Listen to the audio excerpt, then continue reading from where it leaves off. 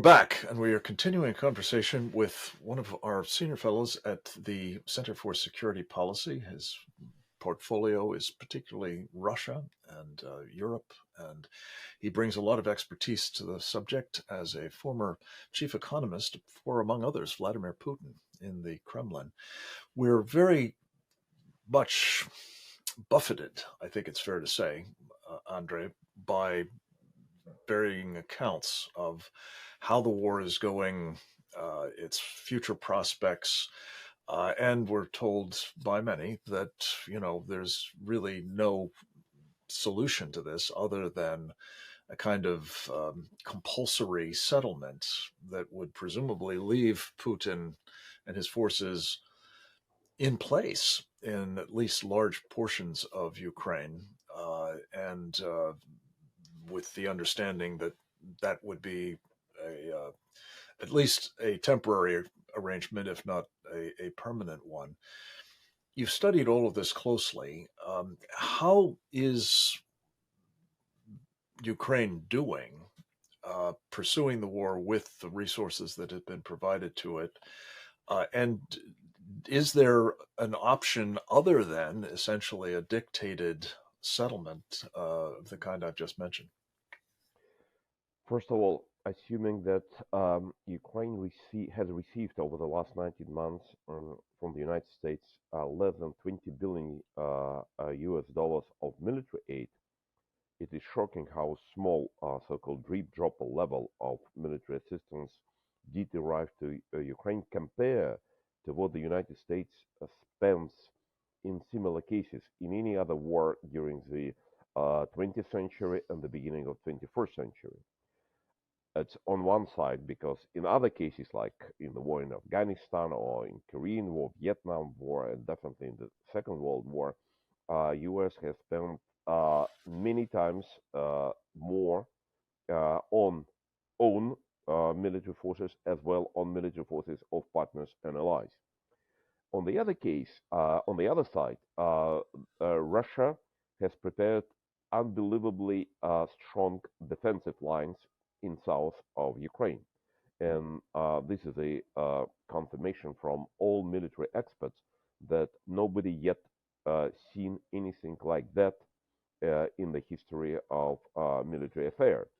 So that is why we do understand that it is not a tremendous success in Ukrainian offensive that some people expected, but on the other hand, Ukrainian forces are moving slowly, gradually, but moving in the right direction. Just yesterday, there appeared information that Ukrainians did pass the main defensive line of Russians in the south. Once again, it's too early to claim that it's an overwhelming victory and this is a huge success, but nevertheless, this is a very strong enemy that is using the best resources, huge resources, and we need to remember that Russian army, especially in defense, it is one of the strongest army in the world. Indeed. So, Andre, $20 billion seems like a tiny fraction of the amount that we've been told has gone to Ukraine.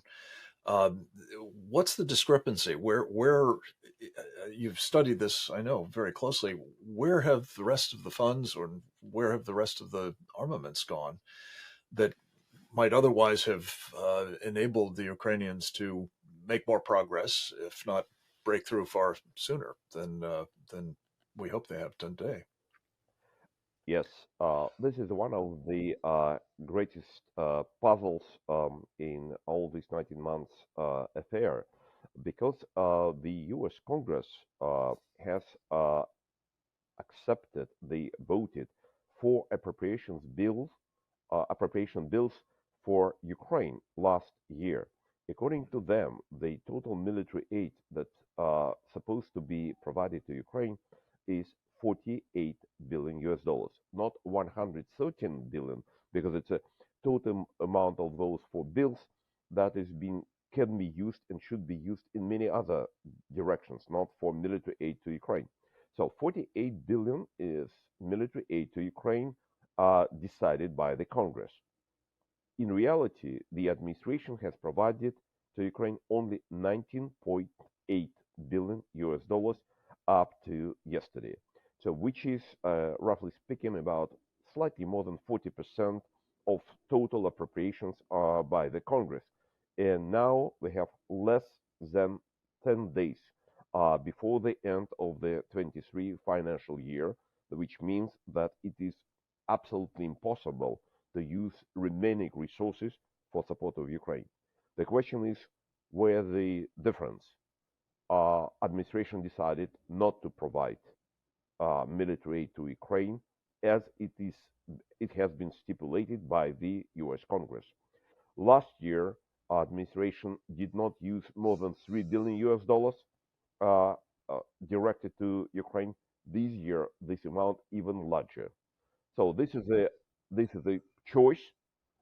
This is a personal choice or individual choice of the current administration, which has been actually underlined by the yesterday's comments by Mr. Michael McCall, the head of Foreign Affairs Committee of the House of Representatives. He openly said that the current administration, does not want to send to Ukraine, to Zelensky, those equipments, those munitions, those military aid that Ukrainians are asking for. And that is why he, McCall, as with Speaker of the House, McCartney, are considering the options, very unusual options, to include in the coming appropriation bill not only amount of military aid, but particular items which are Ukrainians asking for. So, just to be clear, Andrei, we're hearing endlessly from President Biden personally that we're going to do whatever it takes and however long it takes to support the Ukrainians. And you're saying that 40% of what Congress has actually authorized and appropriated in terms of military assistance has actually been sent. And they've done reasonably well with what they've got, but clearly not being supported as the president himself has suggested he is determined to support them.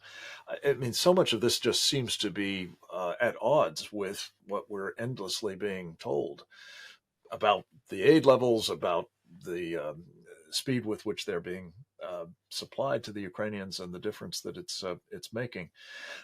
We're almost out of time, and I just wanted to sort of conclude with a very direct question to you.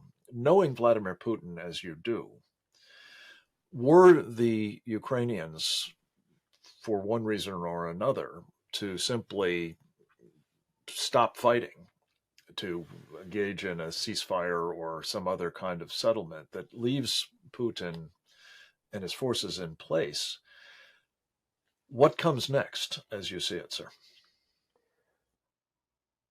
Just 3 months ago, the commander of Armed Forces of Ukraine, General Zaluzhny, gave an interview to Washington Post in which he has revealed very important, even very painful equation of this war. He said that he needs to receive 100,000 shells per week to continue his fight against Russian forces. If he does not receive this amount, it means he is losing on each not received shells 1,000 people. I have recalculated what is the shortage of munitions for Ukrainian forces, and it appears 56,000 per week, which means that not supplying Ukrainians with shells, they are paying price with 560 people every week. That's clearly unsustainable, Andrei. We need to have you back to discuss all of this at greater length. I appreciate your time today, my friend. We'll talk with you again very soon. We'll be right back with more right after this.